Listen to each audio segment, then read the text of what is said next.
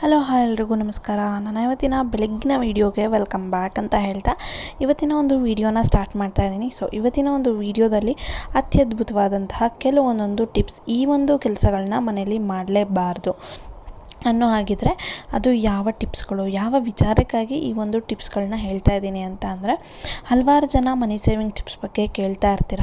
ಗೃಹಿಣಿಯರು, ಅದರಲ್ಲೂ ಗೃಹಿಣಿಯರಾಗಿರ್ಬೋದು, working woman ಆಗಿರ್ಬೋದು, ಯಾರೇ ಆದರೂ ಅಷ್ಟೇ ಮನೇಲಿ ಈ ಕೆಲಸಗಳನ್ನ ಯಾವ ಕಾರಣಕ್ಕೂ ಮಾಡಬೇಡಿ. ಸೊ ಬನ್ನಿ ನೋಡ್ಕೊಬರೋಣ ಅದು ಯಾವುದು ಟಿಪ್ಸು, ಹೇಗೆಲ್ಲ ಇರುತ್ತೆ ಅಂತ. ಅದಕ್ಕಿಂತ ಮುಂಚೆ ನೀವು ಇನ್ನು ಯಾರು ಚಾನಲ್ನ ಸಬ್ಸ್ಕ್ರೈಬ್ ಆಗದೆ ನೋಡ್ತಾ ಇದ್ದರೆ ಈ ಕೂಡಲೇ ಹೋಗಿ ಸಬ್ಸ್ಕ್ರೈಬ್ ಆಗಿ, ಹಾಗೆ ಲೈಕ್ ಮಾಡ್ತಾ, ಶೇರ್ ಮಾಡ್ತಾ, ಕಮೆಂಟ್ ಮಾಡ್ತಾ ನಿಮ್ಮ ಅಭಿಪ್ರಾಯಗಳನ್ನ ತಿಳಿಸೋದನ್ನ ಮರಿಬೇಡಿ. ಹಾಗೆ ಇನ್ನೊಂದು, ನನ್ನ ಲಾಸ್ಟ್ ವೀಡಿಯೋದಲ್ಲಿ ನಾನು ಹಾಕಿದ್ದೆ, ಇಲ್ಲಾಂದರೆ ನಾನು ಡಿಸ್ಕ್ರಿಪ್ಷನ್ ಬಾಕ್ಸ್ನಲ್ಲೂ ಕೂಡ ಹಾಕಿರ್ತೀನಿ, 40 ವೀಕ್ಸ್ 500 ರೂಪೀಸ್ ಚಾಲೆಂಜ್ ಬಗ್ಗೆ. ಸೊ ಯಾರಾದರೂ ಇಂಟ್ರೆಸ್ಟ್ ಇದ್ದರೆ ಅದಕ್ಕೆ ನೀವು ಕೂಡ ಜಾಯ್ನ್ ಆಗ್ಬೋದು. ಸೊ ನೀವು ಕೂಡ ಆ ಒಂದು ಸೇವಿಂಗ್ಸ್ನ ಸ್ಟಾರ್ಟ್ ಮಾಡ್ಬೋದು.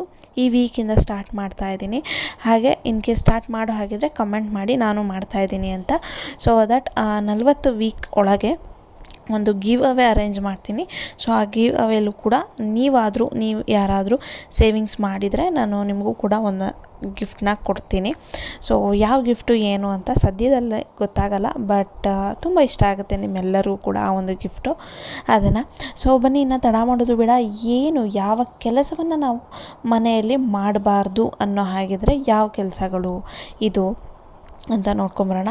ಮೊದಲನೇದಾಗಿ ಮನೆಯಲ್ಲಿ ಮಕ್ಕಳಾಗಿರ್ಬೋದು, ಮನೆಯ ಯಜಮಾನರಾಗಿರ್ಬೋದು, ಯಾರೇ ಆದರೂ ಅಷ್ಟೇ, ಗೆಸ್ಟ್ಗಳಾಗಿರ್ಬೋದು, ಬಂದವರು ಹೋದ ತಕ್ಷಣವೇ ನಾವು ಕಸ ಗುಡಿಸ್ಬಿಡ್ಬೇಕು, ನೀರು ಹಾಕ್ಬಿಡಬೇಕು, ಇದೆಲ್ಲ ಇದ್ದರೆ ದಯವಿಟ್ಟು ಈ ಕೆಲಸನ ಮಾಡೋಕ್ಕೆ ಹೋಗಬೇಡಿ. ಯಾರೇ ಆದರೂ ಅಷ್ಟೇ, ಹೊರಗೆ ಹೋದ ತಕ್ಷಣವೇ ಕಸ ಗುಡಿಸೋದು, ಸ್ನಾನಕ್ಕೆ ಕೂರೋದು, ನಾವು ಇದೆಲ್ಲ ಮಾಡೋದ್ರಿಂದ ಅವರ ಆಯಸ್ಸಿಗೆ ಒಳ್ಳೆಯದಲ್ಲ. ಹಾಗೆ ಮನೆಯ ಆಯಸ್ಸು ಅಂದರೆ ಮನೆಗೆ ಏನೇ ಒಳ್ಳೆಯದಾಗಿರ್ಬೋದು, ಕೆಟ್ಟದಾಗಿರ್ಬೋದು, ಏನು ಮನೆಗೆ ಒಳ್ಳೆಯದಾಗಲಿ ಅಂತ ಕೇಳ್ತೀವಲ್ಲ, ಸೊ ಅದು ಆಗೋದಿಲ್ಲ. ಸೊ ಹಾಗಾಗಿ ಈ ಒಂದು ಟಿಪ್ನ ಫಾಲೋ ಮಾಡಿ. ಯಾರೇ ಆದರೂ ಅಷ್ಟೇ, ಎಷ್ಟೇ ದೊಡ್ಡ ವ್ಯಕ್ತಿ, ಚಿಕ್ಕ ವ್ಯಕ್ತಿ, ನಮ್ಮ ಕೆಲಸ ಎಷ್ಟೇ ಬಾಕಿ ಇದ್ದರೂ ಅಷ್ಟೇ, ನೀವು ಈ ತಪ್ಪನ್ನು ಮಾಡೋಕ್ಕೆ ಹೋಗಬೇಡಿ. ಇದು ಮೊದಲನೇದಾದರೆ. ಇನ್ನು ಎರಡನೇ ವಿಷಯಕ್ಕೆ ಬರೋಣ.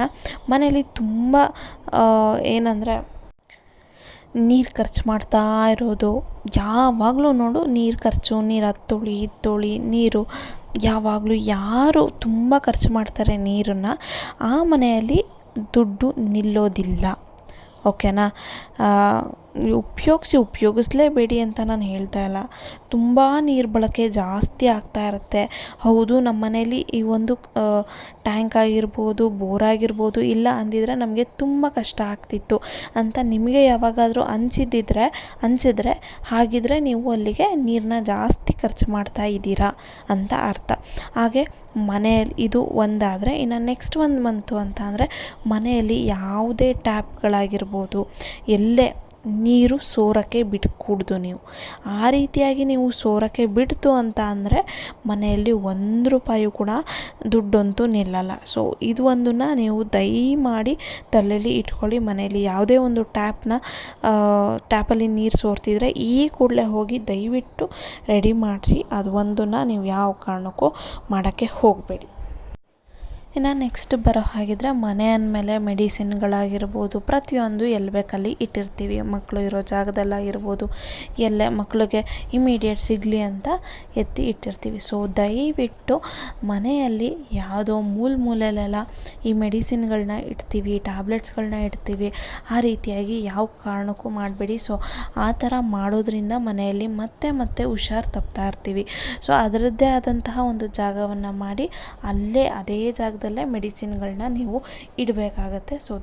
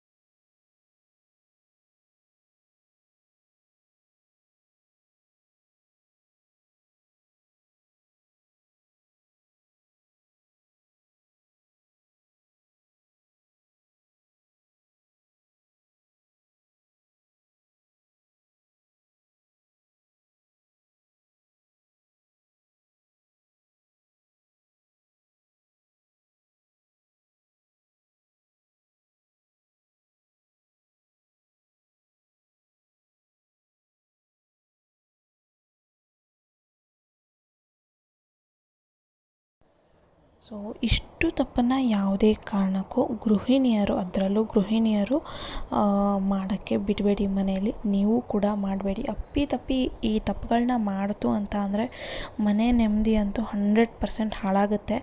ಇದಿಷ್ಟನ್ನು ಮೇಂಟೈನ್ ಮಾಡಿ. ನೀವು ಎಷ್ಟೇ ಕ್ಲೀನಾಗಿರಿ, ಎಷ್ಟೇ ಬಿಡಿ, ನಾನು ಏನು ಹೇಳಿದ್ದೀನಲ್ಲ ಈ ಟಿಪ್ಸು ಕಂಪಲ್ಸರಿ ನೀವು ಫಾಲೋ ಮಾಡಲೇಬೇಕು. ಒಂದು ಮನೆ ಅಂದಮೇಲೆ ಇಷ್ಟು ಟಿಪ್ಸನ್ನು ನೀವು ಫಾಲೋ ಮಾಡಿದ್ರೆ ಮನೆ ಅಟ್ಲೀಸ್ಟ್ ನಾವು ಅಂದ್ಕೊಂಡಿರೋದ್ರಲ್ಲಿ ಒಂದು 80% ಆದರೂ ನೆಮ್ಮದಿಯಾಗಿ ಇರ್ತೀವಿ.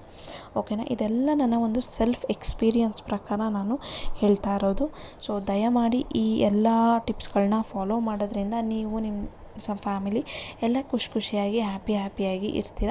ಸೊ ಅನ್ನೋದೇ ನಮ್ಮ ಒಂದು ಆಶಯ ಕೂಡ. ಸೊ ಈ ಒಂದು ಟಿಪ್ಸ್ಗಳು ನಿಮಗೆಲ್ಲರಿಗೂ ಕೂಡ ಇಷ್ಟ ಆಗಿದ್ದರೆ ಒಂದು ಲೈಕ್ ಮಾಡ್ತಾ, ಶೇರ್ ಮಾಡ್ತಾ, ಕಮೆಂಟ್ ಮಾಡ್ತಾ ನಿಮ್ಮ ಅಭಿಪ್ರಾಯಗಳನ್ನ ತಿಳಿಸೋದನ್ನ ಮರಿಬೇಡಿ. ಹಾಗೆ ಸಬ್ಸ್ಕ್ರೈಬ್ ಆಗೋದನ್ನ ಮರಿಬೇಡಿ. ಹೀಗೆ ತಪ್ಪುಗಳನ್ನ ಮಾಡೋದ್ರಿಂದ ನಿಮ್ಮ ಹಣಕಾಸು ಏನು ಬರುತ್ತೆ ಅದು ಕೂಡ ಲಾಸ್ ಆಗುತ್ತೆ ಅಂತಲೇ ಹೇಳ್ಬೋದು.